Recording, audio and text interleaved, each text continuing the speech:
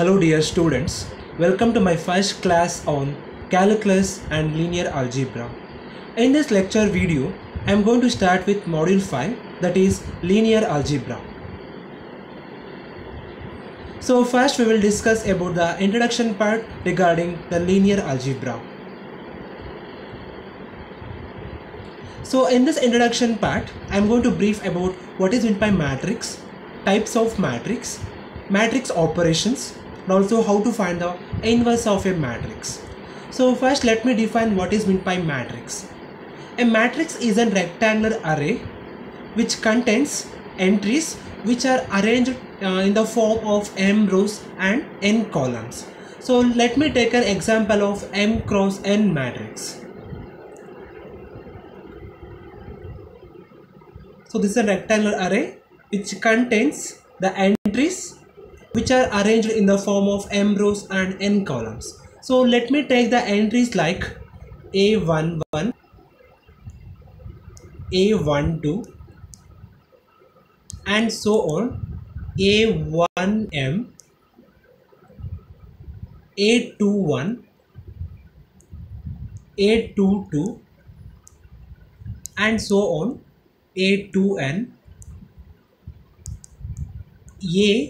AN1, AN2 and so on, ANM. So this is an example of m cross n square matrix. So next is types of a matrix. So first I am going to discuss about a square matrix. A square matrix is a matrix which contains, it is nothing but the number of rows will be equal to the number of columns, that is m will be equal to n. So example, I am taking a 2 cross 2 matrix. So 2 cross 2 matrix in the sense it will be having 2 rows and 2 columns. So the example is like this. So this is an example for 2 cross 2 matrix. I am taking the entries like 1, 2, 3, 4. It contains 2 rows and 2 columns. So similarly, I am taking an example of 3 cross 3 matrix, which it will be containing 3 rows and 3 columns. 1, 2, 3, 4, 5, 6, 7, 8, 9. So this is an example of 3 cross 3 matrix which contains 3 rows and 3 columns. So if the number of rows are equal with number of columns, we'll be calling those kind of matrix as a square matrix. So next matrix is an identity matrix or unit matrix. So a matrix which contains only diagonal elements and the diagonal elements must be equal to 1. So those kind of matrix will be called as an identity matrix or unit matrix. So example for and 2 cross 2 identity matrix is like this. 1, 0, 0, 1. This is a 2 cross 2 identity matrix. It contains only diagonal entries and the diagonal entries must be equal to unity. So those kind of matrix will be called as an identity matrix or unit matrix.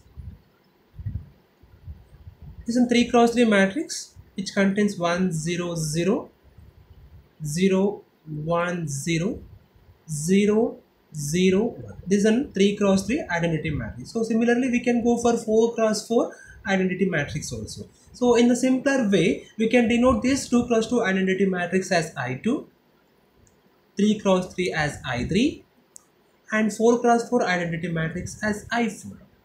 This is an example for identity matrix.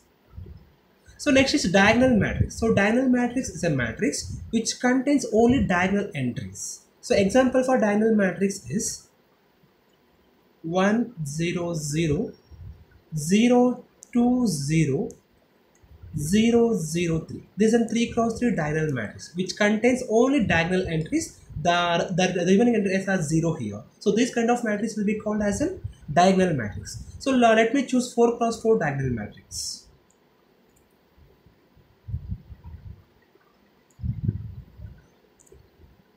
This is an example for 4 cross 4 diagonal matrix which contains all diagonal entries like 1, 0, 0, 0, 0, 2, 0, 0, 0, 0, 3, 0, 0, 0, 0, 4. This is a 4 cross 4 diagonal matrix.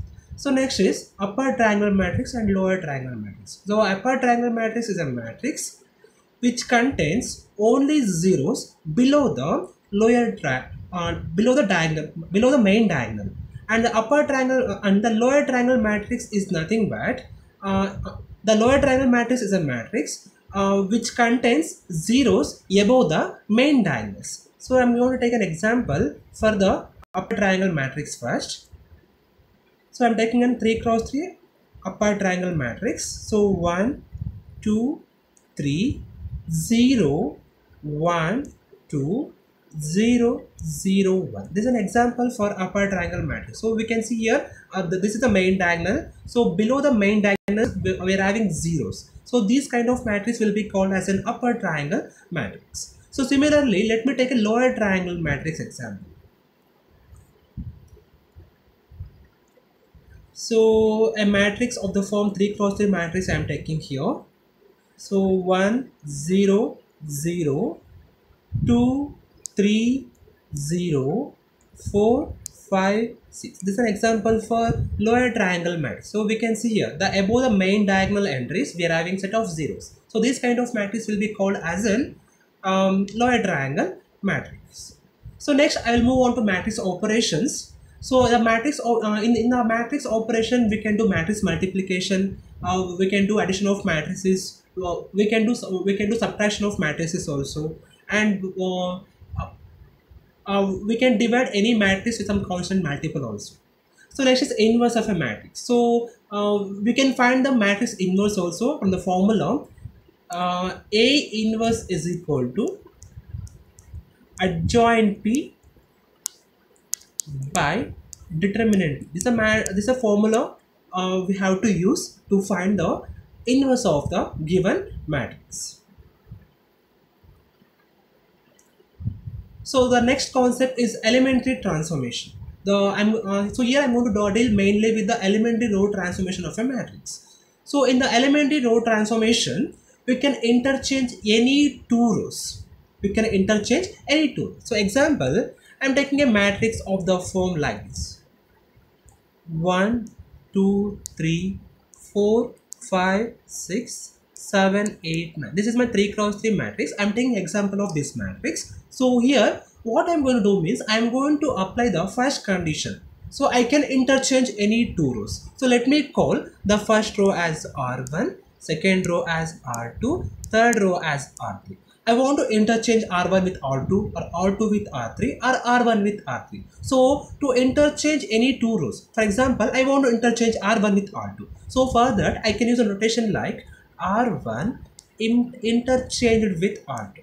So this symbol I can use to interchange any two of them. So in the elementary row transformation, we can interchange any two rows also. So the next condition is multiplication of any row by a non-zero constant. So we can multiply any row with any non-zero constant multiplication. So for example, I can take a example of some matrix. I will be taking 2 cross 2 matrix I will take now. So like let me take A, B, C, D. This is my matrix. I'm going to multiply some constant for this matrix. So I can multiply any row of this matrix with some constant multiplication, and that constant multiplication and that constant must not be 0 here. So let me take a constant k, and the k could not be 0. I'm going to multiply that k with the R1 row. So this is my R1 row. This is my R2 row. I'm going to multiply this constant k for the row R1. So I can use a notation like R1 implies that k into R1. It means that I'm going to multiply the constant k for the row R1. The third condition is addition to any row a constant multiple of any other row. So in the elementary row transformation, I can add two rows with a constant multiplication also. So for example, so take an example of 3 cross 3 matrix again. I will be taking A, B, C, D, D, E, F, G, H, I. This is my matrix 3 cross 3 matrix. Let me take this one as R1, this one as R2, this one as R3. I want to add two rows here. Before adding the two rows, I'm going to multiply some constant for some row. I'm going to add that constant multiple row with another row. So like what I can do operation in the sense I'm going to deal the operation with R3. So R3 what I will do means R3 implies that R3 let me keep as it is.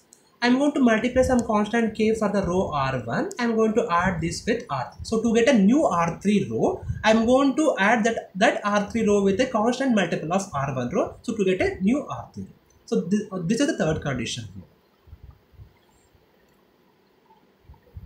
So next is equivalent matrix. So two matrices A and B are same order, said to be equivalent if one matrix can be obtained from the other by a finite number of successive elementary row transformation. So which can be denoted by the symbol A is equivalent to B. So for example, I'm having two matrices here, A and B, and I'm going to call these two matrices A and B are equivalent when means this matrix B is obtained when after doing some elementary row transformation with the A matrix. So those kind of matrices will be called as an equivalent matrix. Echelon form of a matrix. A non-zero matrix A is said to be in the row echelon form if the following conditions are satisfied. The first condition to satisfy the echelon form is all the zero rows must below the non-zero rows. The first non-zero entry in the any non-zero row must be equal to 1. So to get an echelon form, we have to satisfy always these two conditions. The first condition is all the zero rows must be below the non-zero rows. The second condition is the first non-zero entry in any non-zero row must be equal to unity. So we'll see some examples to get a clarity about the echelon form. So this is an example for echelon form. So we can see the first entry of the non-zero will be equal to unity here.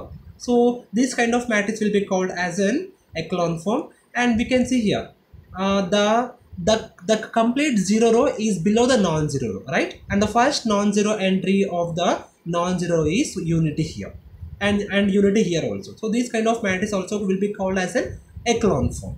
And here also we can see all the zero rows are below the non-zero rows, and the first non-zero entry of the non-zero row is 1. So these are the examples for echelon form. So next is the rank of a matrix. So we can find the rank of any matrix by using the echelon form here. So the rank of a matrix A in its echelon form is equal to the number of non-zero rows. So the rank is denoted by the symbol row of the matrix A. So in the previous examples only I'm going to say.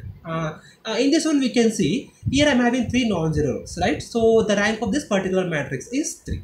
And we can see here, here we are having 2 non-zero rows. So for this particular matrix the rank will be equal to 2. And here also I'm having 2 non-zero rows. So for this particular matrix I can say the rank will be equal to 2.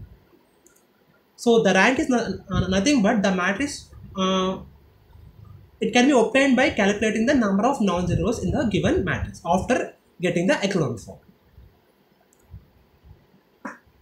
So note, if R is the rank of a matrix A of order m cross n, with the condition that R is less than of the m, I mean the number of rows. The rank is less than or equal to the number of rows. It is nothing but R is the rank of the matrix. So we can say that the matrix will be called as an linearly independent here. Thank you.